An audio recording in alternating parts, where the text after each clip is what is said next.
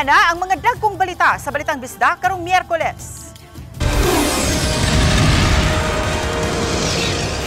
Patay ang 26 anyos nga construction worker human matagakan og steel pipe sa ulo. Lalaking nagtanyag og peking NBI clearance ug government IDs sikop sa entrapment. Unom ka buwan aron masolusyonan ang kakuwang sa supply sa kuryente sa Siquijor gimando ni Presidente BBM. Ug clean-up drive operation sa mga drainage sa Barangay Tipolo, Mandawi City gihimo. Kini ang GMA Regional TV, Balitang Bisdak. Mayong hapon, ako si Cecil Kibod Castro.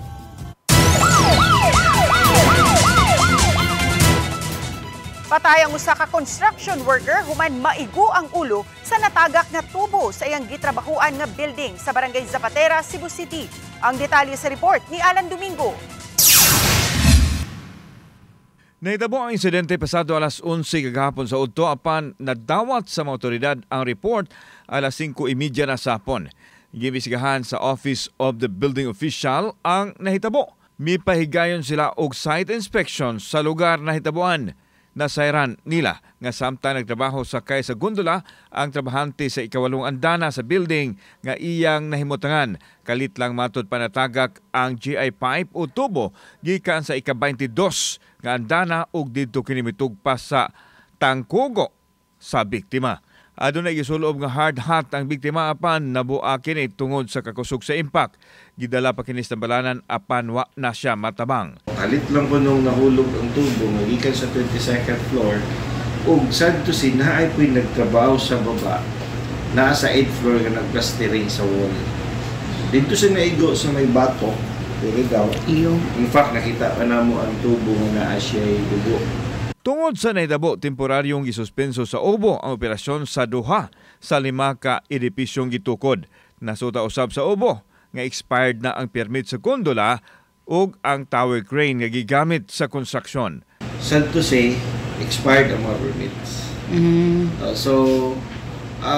Suspend ang pagtrabaho, ang paggamit sa mga both mechanicals, but the activities, pwede rin sila maggamit o hagdanan for the meantime nga magkuha pa sila og permit for that alimak ug kanang gondola. Wa pa muluwat og pamahayag ang tagduma sa building apan matod sa Obo official nga giabaga sa tagduma sa building ang tanan nga galastuhan sa namatayng trabahante. Kauban si Rod Prado, ako si Alan Domingo.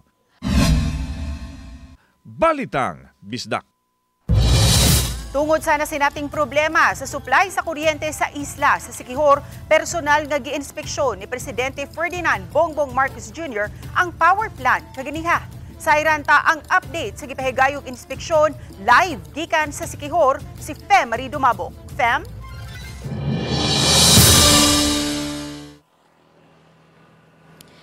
Ses unom ka buwan kanang gihatag nga ultimatum ni Presidente Bongbong Marcos Jr. ngadto sa Siquijor Island Power Corporation Concepcor aron masolusyonan ang energy crisis nga nasinati karon sa lalawigan sa Siquijor. Unom ka adlaw human gideklarar sa Siquijor Provincial Government ang pagpaubos sa isla sa state of calamity. Personal nga gibisita sa presidente ang power plant sa SEPCOR sa Barangay Candanay Sur sa lungsod sa Siquijor pasado alas 9 kaganihang buntag. Buot niyang makita ang kahimtang sa power situation sa probinsya.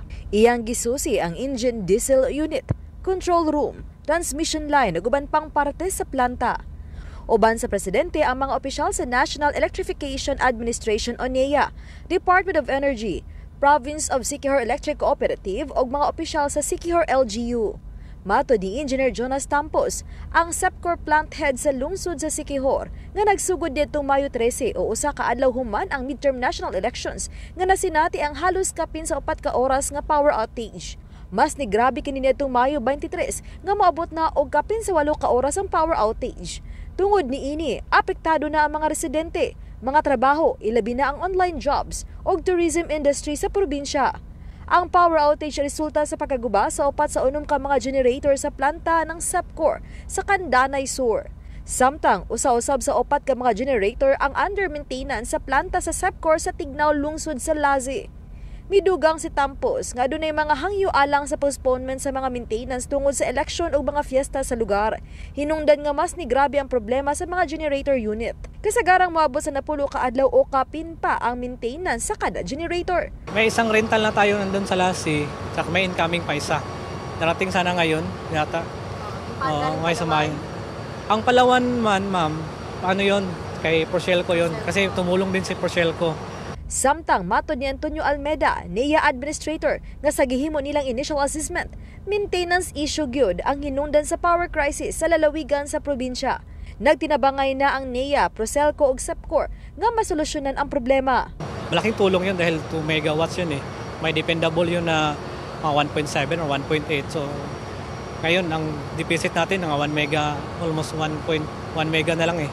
Isip dinali ang solusyon, matod ni PBBM o sa rental generator ang gipadalagikan sa Palawan nga pwedeng mag-supply og 2 megawatts. Hinungdan nga gilantawan nga mag-normalize na ang supply sa kuryente sa lalawigan sa katapusan ning semanaha o sa sunod nga semana. Gilantawang moabot ang genset karong adlaw. Matod sa Porcelco General Manager nga naa sa 7.3 megawatts ang pwedeng masupply sa SEPCOR karon. Samtang moabot sa 9 megawatts ang peak nga demand sa kuryente sa probinsya. Challenge ni PBBM sa SEPCOR nga makahatag na gyud og permanenteng solusyon pag level up sa ilang facilities ug uban pang pag-upgrade. For our short-term solution, yun na nga yung 2 genset. Tapos we have given ourselves, dun sa usapan namin, we have given ourselves a deadline of 6 months for this short-term solution. By 6 months from now, we will then impose whatever new arrangements that we have to do so that 6 months from now, we do not have to resort to emergency gensets. Now we have to think about fuel supply. Now we have to think about the development of even the transmission lines.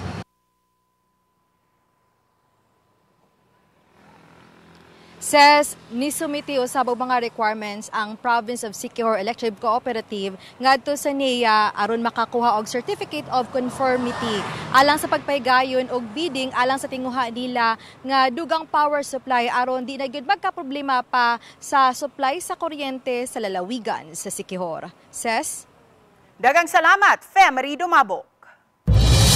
Lalaki nga manghimuay og peking NBI clearance ug uban pang mga dokumento sa Mandawi City na dakpan. Kini ang gitutukan ni Nico Sereno. Kuha sa surveillance camera sa NBI Mandawi ang pag-abot sa mga undercover agent nga nagpakaron ingnon nga seaman. Pagkataod-taod, miabot ang target. Pagduol sa mga operatiba,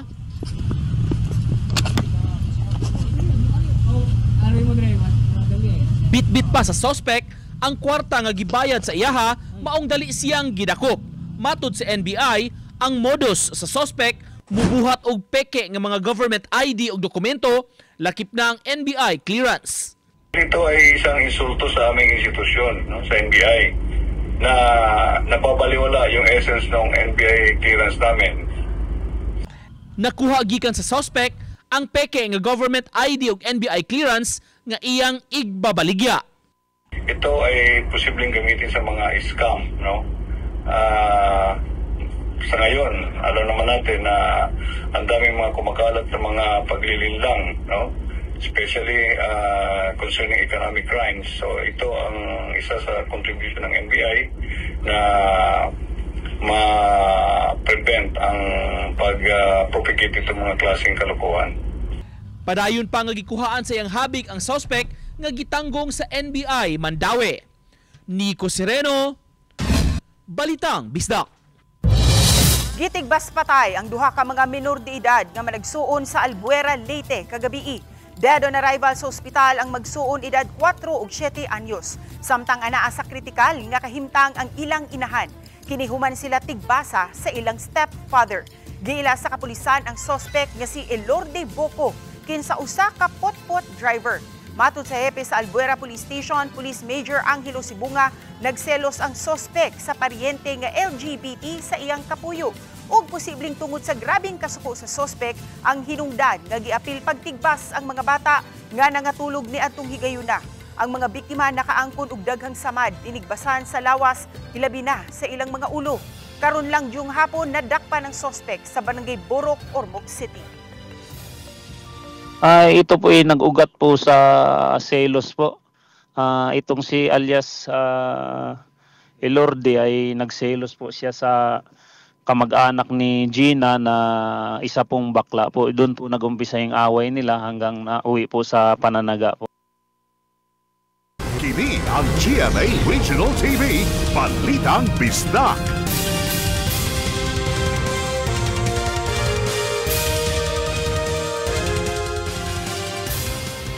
Kini ang GMA Regional TV, Balitang Bisdak.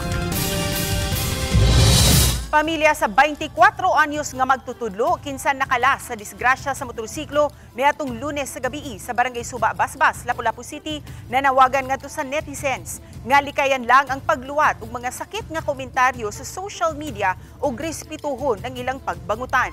Si Luan Merundina sa report. Ikatulo, sa upat ka managsuong pulos managkaluha, ang 24 anyos nga si Teacher Trixia May Pejo de los Santos. Apan daw siya ang kamagwangan tungod sa pagkakugihan ug sa iyang pag-atiman ngadto sa iyang pamilya. Matod siyang inahan, gihikay na ni Trixia ang iyang mga dokumento alang unta sa pagtake niya sa licensure examination for teachers karong Setyembre. Butang nga dili na mahatagan og katumanan. Ako mga treasure gyud na nako. So mo na nga gikuha naman niya usa.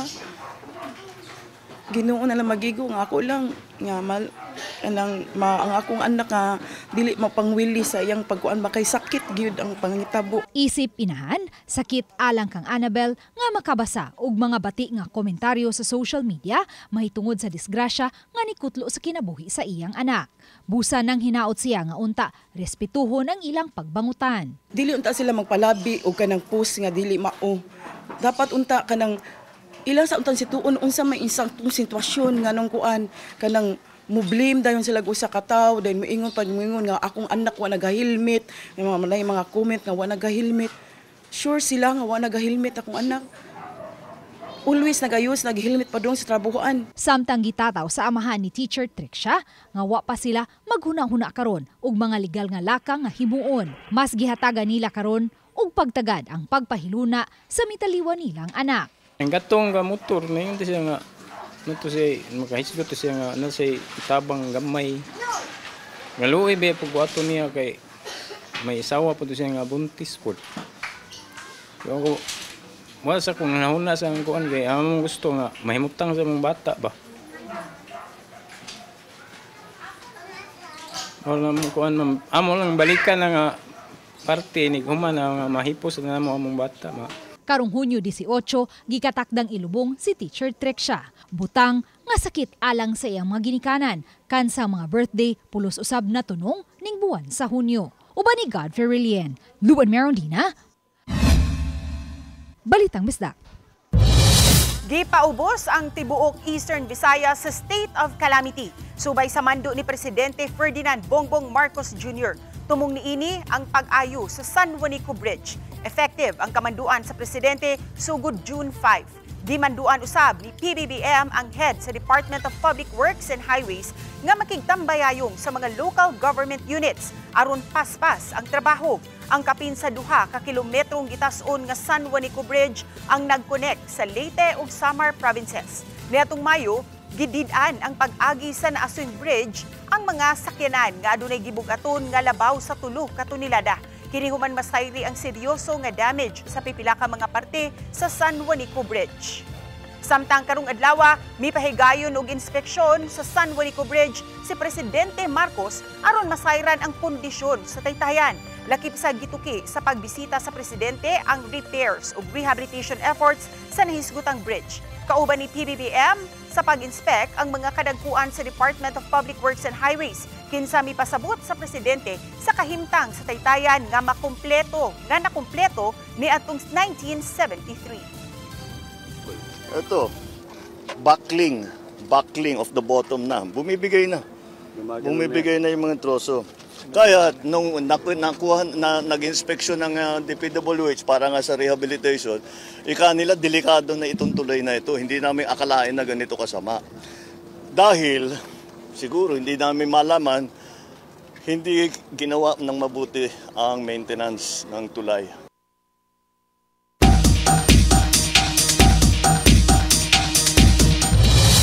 Unsaon pagkatap sa MPOX ug unsaon paglikay niini. Sayran ta sa report ni Nico Sereno. Usa sa mga gitutukan karon sa health authorities ang hulga sa MPOX, usa ka infectious disease nga gikan sa monkeypox virus. Lakip sa sintomas niini ang hilanat, sakit sa sakit sa kalawasan, pirmeng gikapoy ug pagtumaw sa lusay. Kung makasinati ning maong mga sintomas, mas maayo nga mag-isolate una unya magpakonsulta sa doktor. Pwedeng matakdan ang usa ka tawo kung madikit sa iyang panit ang rashes sa MPOX patient.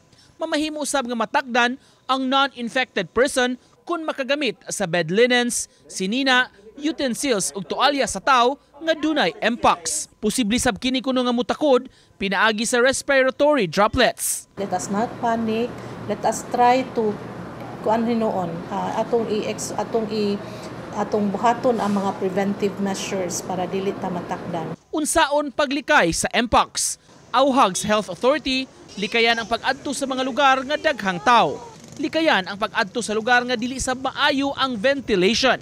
Giauhag sab ang publiko nga pirming maghugas sa ilang kamot gamit ang sabon. Importante nga masayod sa proper hand washing. Dakong tabang sab ang paggamit og rubbing alcohol aron makalikay sa virus. Avoid areas nga congested, daghang tao. Hand washing, no? Importante ang mag-wash sa atong kamot, alcohol or kaning usingan ani kining wash, water, soap and water. And then make sure also that if you see some lesions coming out nga tan-aw nimo dili normal, konsulta gyud ayon ta. Apan gipasabot sa ahensya nga ang variant sa MPOX nga anaa sa nasod dili fatal, uubos ang tsansa nga mamatay tungod niini. Uban ni Godfrey Relien, Nico Sereno, Balitang Bisdak. Kini ang GMA Regional TV, Balitang Bisdak.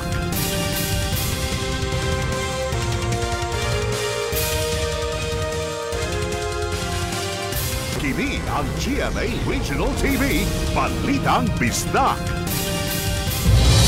Human masinati ang halapad nga pagbaha sa pipila ka bahin sa Mandawi City niadtong Biyernes, mihimo og hiniusang clean up ang Mandawi City LGU sa mga drainage outfall sa Dakbayan aron kini mahawanan.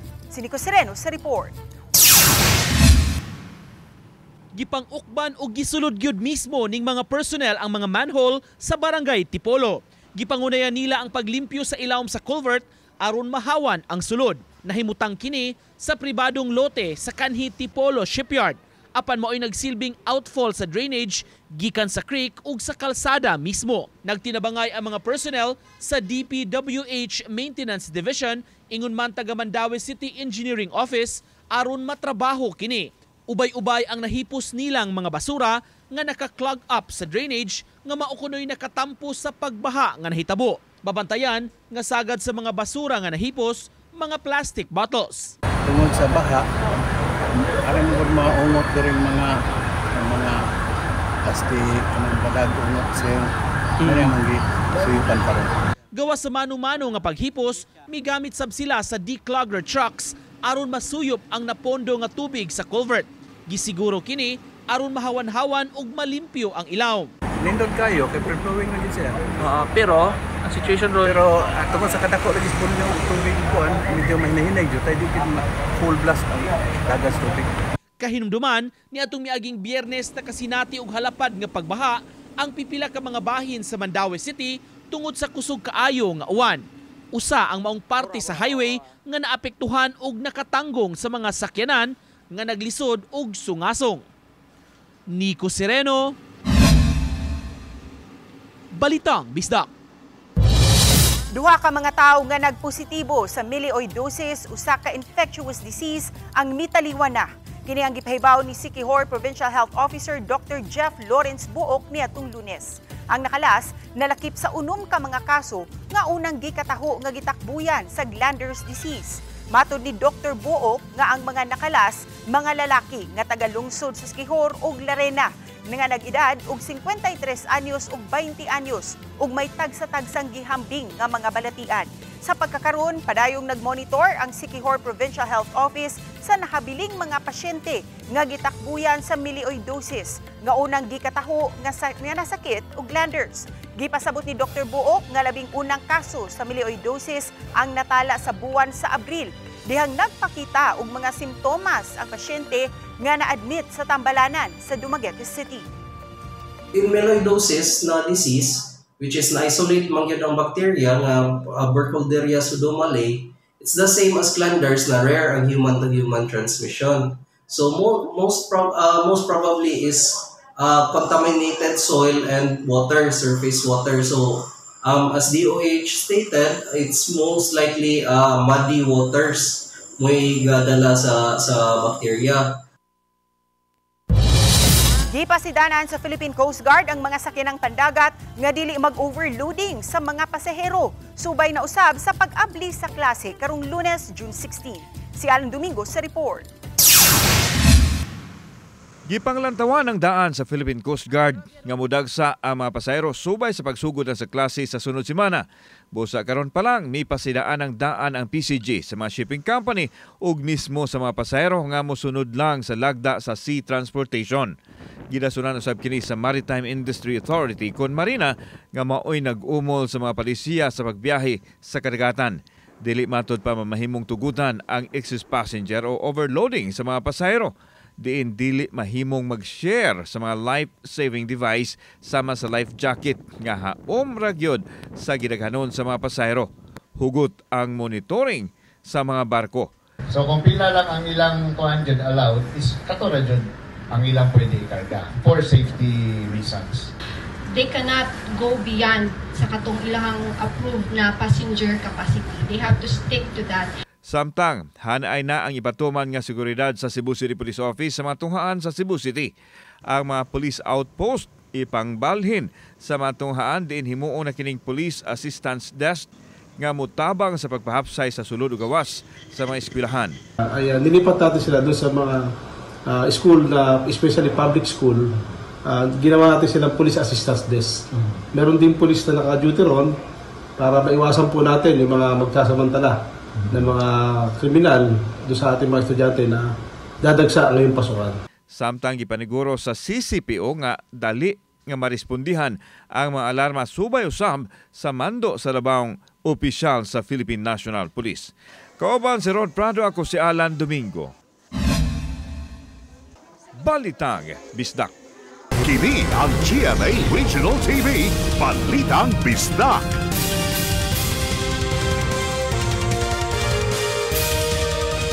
Kini ang GMA Regional TV, Balitang Bisdak. It's finally happening, Army! Hapit na nga mag-reunite ang global sensation nga BTS. Kinihuman ma-discharge na ang mga BTS members nga sila Jimin ug Jungkook gikan sa ilang mandatory military enlistment. Kinumduman nga nakagawas na usab sa military sila co-members nga RM ug si RV. Mainitong gisugat sila sa ilang mga fans ug sa media human makagawas sa military camp sa Chuncheon, South Korea. Mihalad pa og special treat si BTS leader RM ug musika gamit ang saxophone. Gilaumang makumpleto ang Bangtan Boys sunod semana kung makagawas na usab si Suga sa military service karong June 21. Tulo ka mga lalaki ang nasikop usa niini minor de edad human sila masakmiti ug gidiling drogas. Gisubay usab karon kung sila ba ang responsable sa pagpangawat sa mga metro sa water supply sa water utility sa Barangay Poblasyon, Talisay City.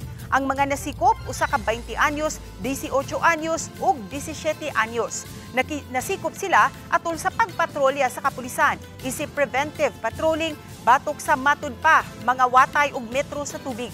Nakadawat og pipila ka mga reklamo gikan sa mga concerned citizens ang kapulisan sa Barangay Poblasyon ug pasado alas 6 kaganihang buntag naaktuhan ang tulo nga kadudahan. Sa pagduol sa usa sa mga pulis, napalgan ang dulan sa 3,000 pesos nga balor sa iligal nga drogas. Ang duha, gikatakdang pasakaan ug tukmang kaso. Samtang ang usa ka minor de edad, i-turn over sa Talisay City Social Welfare Services. Nadakpan sa hot pursuit operation sa mga sakop sa Dalagit Municipal Police ang giingong notadong motor napper. Kinihuman siya nangawat og motorsiklo nga gipark sa Dalagit Municipal Police Station niadtong Martes sa gabii. Ang suspect mao si Jovan Perez Marciliana, 20 anyos, walay trabaho ug taga-barangay Balud, lungsod sa Dalagit. Nasayran nga wa hinganli nga biktima gikan sa trabaho nga padung na untang muuli apan nadiskubihan niini nga gikawat ang iyahang motorsiklo. Ang iyahang motorsiklo diha ra niya kanunay ipark atubangan sa Dalagit Municipal Hall kun motrabaho siya. Tungod sa pagpost sa biktima sa gikawat niyang motor, usa ka concerned citizen ang nagpahibaw sa Dalagit Police Station nga ang motorsiklo nakit-an sa lungsod sa Alcoy. Subay niini, daling nagpahigayon og hot pursuit operation ang kapulisan sa abag sa Alcoy Municipal Police Station. Ang suspect gikatakdang pasakaan og tukmang kaso. All-out support ang gipakita sa mga Kapuso stars nga mitambong sa celebrity premiere sa salidang Only We Know sa usa ka mall sa Mandaluyong. Present ang bida sa salida nga sila Kapuso Primetime King Dingdong Dantes ug Charos Santos. Kauban ang direktor nga si Irene Villamor. Anausab sa premiere ang misis ni Dingdong nga si Kapuso Primetime Queen Marian Rivera ug Kapuso Drama King Dennis Trillo. Mitambong usab sa premiere night ang pipila ka mga sparkle ug Kapuso artists. Matod nila Dingdong ug Charo, excited na silang matanaw sa mga sinihan ang ilang salida nga Only We Know. Dado ni Dingdong ang karakter isip Ryan, samtang si Charo usab ang magda sa papel isip Betty.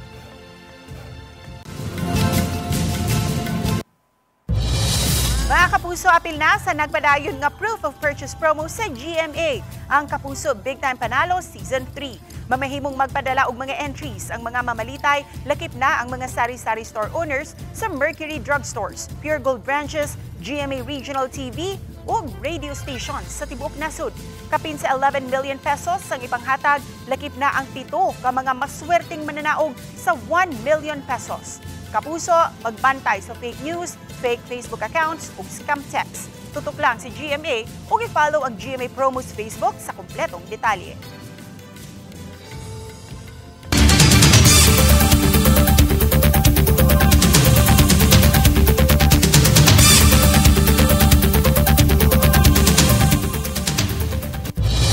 Kami ang GMA Regional TV Balitang Bisdak.